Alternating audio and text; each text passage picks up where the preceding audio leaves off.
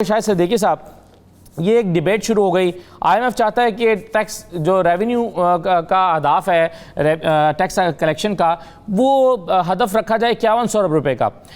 हुकूमत इससे इत्तफाक नहीं कर रही और हुकूमत जो है एफबीआर को भेज रही है वो कुछ 4700 अरब रुपये का भेजना चाहती है, लेकिन एफबीआर को इस फिगर पे भी एतराज़ है और वो समझते हैं कि 4400 अरब रुपये से ज़्यादा टैक्स इकट्ठा नहीं किया जा सकता। और हकीकत ये है, हम पहले भी एक प्रोग्राम में बात कर चुके हैं कि हकीकत ये है कि इस मरतबा तकरीबन 3900 अरब रुपये इकट्ठा हुआ है।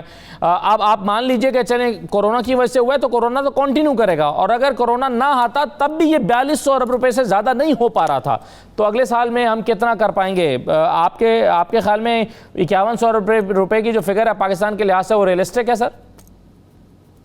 देखिए, मैं आपसे ये अर्ज़ करता हूँ कि आईएमएफ क्या कह रहा है, वर्ल्ड बैंक क्या कह रहा है, एक सेकंड के लिए अलग रख दें। हम ये देखें कि हमारी पोजीशन क्या है। अब मिसाल के तौर पर मैं फिगर लेता हूँ जो भी आपने कही 4800 अरब रुपया, उसमें से 57.5% सूबों को चला जाएगा, वो होगा तकरीबन 2700 अरब रुपया। तो वफाक के पास बचते हैं 2100 अरब रुपया, और कर्ज़ों पर अगर आप सूद ले लें और दफ़ा ले लें तो वो बनता है 4000 अरब रुपया। इसका मतलब ये है कि 2100 रुपये वफाक के पास हैं और 4000 रुपये तो उनको सिर्फ कर्ज़ों में सूद देना है और दफ़ा करना है, और बाकी मुल्क कैसे चलाना है ये एक मसला आएगा।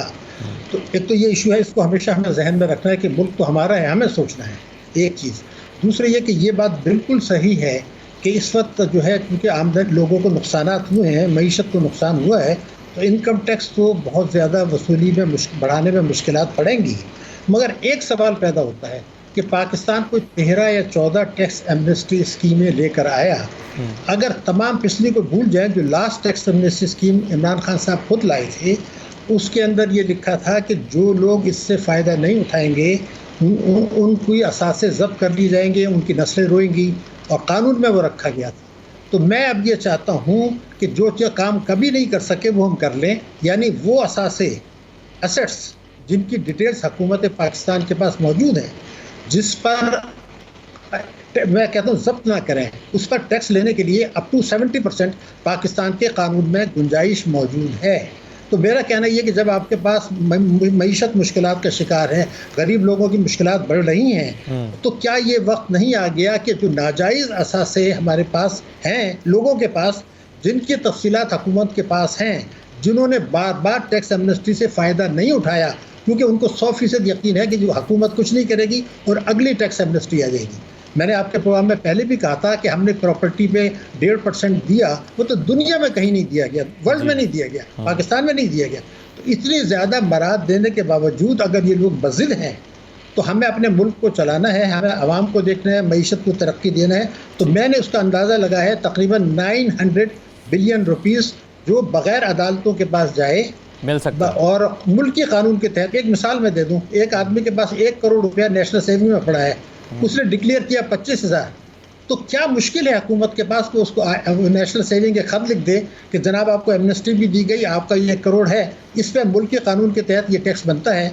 और अशाक तोला साहब हैं, उनको पता है कि कानून ये है कि आप 100% ले सकते हैं उसके जुर्माने के तौर पर। उन्होंने तो जब्त करने का कहा था, मैं कहा जब्त ना करें, तो 900 अरब तो ये ले लो ना, ताकि हालात बेहतर हों। ये क्यों नहीं कर रहा है, ये एक बहुत बड़ा सवालिया निशान टैक्सों की वसूली में आता है, ये हमें देखना पड़ेगा। ये भी हमें नहीं भूलना चाहिए कि इससे पहले सूबों ने ये NFC अवार्ड जब से आया था, कोई 800-900 अरब रुपए फाजिल बजट दिए, हालांकि उनको पैसा पूरा नहीं मिलता रहा वफाक से, उसके बावजूद भी वो खर्च नहीं करते, वफाक को वापस करते हैं ताकि उनको टैक्स ना लगाना पड़े, और वफाक को कहते हैं जी आप फाजिल बजट ले लें और हम तालीम और सेहत का बजट कम कर देते हैं। अब मेरे मुल्क के सामने जो इस वक्त मसला है, मैं आपको आज बता दूँ। देखिए, एक हमें सोचना पड़ेगा कि आज एक बिल्डिंग जो कल गिरी है, उसमें 400 गज में के फ्लैट में ऊपर 1 फ्लोर पर 8 फ्लैट थे, तो 8 फ्लोर में अगर 5 आदमी रहते हैं तो उनसे कौन सी आप सोशल डिस्टेंसेस की बात कर रहे हैं? उनसे आप कैसे कहेंगे कि यार घर से बाहर ना निकलो? एक तो ये मसला है। दूसरा ये कि 23 मिलियन बच्चे मेरे स्कूल नहीं जा रहे, उनको आपने 1600 अरब रुपया तालीम और सेहत की वजह में कम दिया हुआ है, और अस्पतालों से लोग वापस जा रहे हैं। तो ये चीज़ें रख के अब जो हमारे ताजिर हैं कि हुकूमत के इकट्ठे क्या करेगी, तो आपने खुद बता दिया। डॉक्टर शाहिद सिद्दीकी साहब, इसका कितना फ़र्क पड़ा? एक तो इसको अगर आप कंटिन्यू करना चाहें, दूसरी बात ये है आपके ख्याल में ये 2.3% शायद हुकूमत इस दफ़ा हदफ मुकर्रर करने के लिए जा रही है GDP का, और आप क्या इत्तफाक करते हैं आलमी बैंक से कि जी ये -1% रहेगा? आप इससे इत्तफाक करते हैं? और अगर 2.3 का फिगर है, क्या उसको हुकूमत जो है वो अचीव कर पाएगी? डॉक्टर शाहिद सिद्दीकी साहब। देखिए, पहले मैं आपसे अर्ज कर दूं, इस हुकूमत के दौर में अब तक 16 अरब डॉलर 15 बिलियन डॉलर्स के कर्जे बढ़े हैं, जो कि बनते हैं 8.5 बिलियन डॉलर्स पर ईयर, 8.5 अरब डॉलर सालाना। इससे पहले के जो 10 साल थे उसमें बैरूनी कर्जे हमारे बढ़े थे 4.9 बिलियन डॉलर्स पर ईयर। तो आप देख लीजिए तकरीबन दुगने हो गए। अगर आप टोटल कर्जों की बात करें तो जो पिछले 10 बरस थे उसका औसतन बढ़ा था 2300 अरब रुपया सालाना, और इनके हुकूमत में दौर में बढ़ गए हैं 12,900 अरब रुपया। और अगर मैं आपसे ये अर्ज़ करूँ कि ये जो 12,900 अरब बढ़े हैं 31 मार्च तक, ये आज़ादी के 64 ईयर्स के बाद 30 जून 2011 को जो पाकिस्तान के मजमूई कर्जे थे वो थे 12,500 अरब। उससे ज़्यादा इन्होंने जो है अपने 21 महीने में बढ़ा दिए। ये तो है बैरूनी कर्जों की और मुल्की कर्जों की। डॉक्टर साहब, ये जो इसकी जस्टिफिकेशन जो दी जाती है वो ये कि हम पर इतने कर्जे थे कि उनके किस्तें अदा करने के लिए हमें कर्जे लेना पड़े। देखिए, ये जो फ्रॉड, इससे बड़ा धोखा कोई नहीं हो सकता कौम के साथ। मैं एक एक लफ्ज़ की जिम्मेदारी से बता रहा हूँ। मैं लफ्ज़ इस्तेमाल कर रहा हूँ कि कर्जे बढ़े।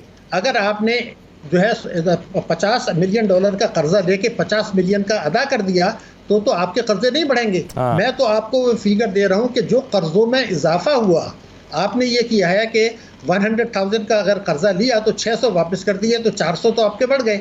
मैंने जो फिगर दी है वो कर्जों में इजाफे की है, इसलिए ये कौम को बेवकूफ़ ना बनाएं, बड़ी मेरी मेहरबानी होगी। नंबर 1, ये तो मैंने आपको बता दिया। अब अगर आप इजाज़त दें, जो टैक्सों की बात कर रहे थे, 2-3 जुमले में आपको बता दूं। जी। देखिए, बात ये थी कि पहला मसला वो नहीं है मनसूबा बंदी का, मैं टोटली डिसएग्री करता हूँ। पहला मसला ये है कि क्या कानून साजी हो गई है। मैं एक प्रोग्राम में था, उसमें एक खातून थी जो बिलियनर हैं और वो पार्लियामेंटेरियन भी थी। तो हमने उनसे ये कहा कि जो साहब आप कैमरे के पीछे खड़े हैं, इन्होंने आपसे ज़्यादा टैक्स दिया है। तो उन्होंने अंग्रेज़ी में जवाब दिया, उर्दू में मतलब ये है कि मैंने मुल्की कानून के तहत टैक्स दिया है, आप कानून ठीक कर दें, मैं बना दूँगी। जब आपने टैक्स ही इफेक्टिवली नहीं लगाया हुआ, न वफाक ने लगाया न सूबों ने, तो मनसूबा बंदी की बात करना जो है मेरे ख्याल से सही नहीं है। असल मसला क्या है कि हमारा पॉलिटिकल विल नहीं है। अब आप देखिए, शहजाद अकबर साहब एक काम कर रहे हैं। जब आपको प्रॉपर्टी की डिटेल पता है, बैंक डिपॉजिट्स की डिटेल पता है, एक स्पेशल असिस्टेंट वहाँ भी बिठा दें और FBI से कहें कि जो आपने लेटर लिखे हैं वो, और वो लिस्ट हमारे पास है, वो आप मुझे भेज दें। उनको ज़रा बड़े बड़े फॉलो अप तो कर लें, लेकिन वो तैयार नहीं है। और मेरे एक प्रोग्राम में, आपके एक प्रोग्राम था, उसमें एक सेनेटर ने कहा PTI के कि भाई हम क्या करें, जब हम कुछ करते हैं तो हमारे ऊपर प्रेशर आ जाता है। ये चीज़ है रिकॉर्ड पर। तो अगर आपने प्रेशर्स पर चलना है, पाकिस्तान में जितने फैसले हुए हैं अभी वो प्रेशर्स पर हुए हैं, वो मईशत के लिए नहीं हुए। तो इस हकीकत को आप तस्लीम कर लें। ये मेरा दूसरा नुक्ता है। तीसरा नुक्ता है कि मैं आपको फिगर दे रहा हूँ, उसको कोई डिनाई नहीं कर सकता कि 24 वर्षों में पाकिस्तान से बैंकों के ज़रिए मार्केट से डॉलर ख़रीद के 160 अरब डॉलर बाहर गया है, और आपके आज टोटल कर्जे हैं 110 अरब डॉलर। तो क्या कोई सोचता है ये हुकूमत या पिछली हुकूमत कि अगर ये 160 अरब डॉलर नहीं जाता, थोड़ा बहुत तो जाता तालीम के लिए, इलाज मुआवजे के लिए, सेहत के लिए, तो 110 अरब डॉलर के कर्जे ही नहीं होते। और इसका चौथा पहलू ये है कि लोगों के पास पैसा था। ये 160 अरब डॉलर भेजा। आप मनी लॉन्ड्रिंग की तरफ इशारा कर रहे हैं सर? ये मनी लॉन्ड्रिंग नहीं, मनी लॉन्ड्रिंग बिल्कुल नहीं है, वो अलग है। ये है कि मेरे पास चोरी का, रिश्वत का पैसा था। मैं एक एक लफ्ज़ जिम्मेदारी से कह रहा हूँ, ये नहीं कि आप समझा कि मैं कोई हवा में बात कर रहा हूँ। मेरे पास 10 करोड़ रुपए चोरी का था। मैं मार्केट में गया, मैंने आहिस्ता आहिस्ता डॉलर ख़रीदे। वो डॉलर ख़रीद के बैंक में रख दिए, फॉरेन करेंसी अकाउंट में, और बैंक को ख़त दे दिया कि पाकिस्तान के कानून के तहत मुझे इख्तियार हासिल है कि मैं फॉरेन करेंसी अकाउंट से बाहर पैसा भेज दूँ। वो बैंक के ज़रिए बाहर चला गया। उसमें जायज़ पैसा भी था, नाजायज़ पैसा भी था, रिश्वत का पैसा भी था। तो मेरा कहना ये कि ये पैसा आमदनी हुई थी तो 160 अरब डॉलर गया है, कोई अलमिया के से तो नहीं आया था। तो ये कहना कि यहाँ गुर्बत है, पैसे नहीं है, ये सब गलत है। तो ये तो इसका मतलब तो ये हुआ ना सर, इसका मतलब डॉक्टर साहब तो ये हुआ ना कि 160 अरब डॉलर तो वो है मेंटेड है, जिसकी तफसीलात हमें मालूम है। तो इसके अलावा जो गया है, जो अयान अली के जरिए गया होगा, जो लॉन्चों के जरिए गया होगा, या किसी और तरीके से गया होगा, वो इसके अलावा है। फिर जो उन्होंने इन्वाइट किया था इसके लिए 150 अरब डॉलर वो है जो यहाँ से गया है गैर कानूनी तरीकों से, अंडर इनवाइसिंग के जरिए, हवाला से, जो आजकल मनी ट्रेल की बात हो रही है, वो तो $150 अरब अलग है।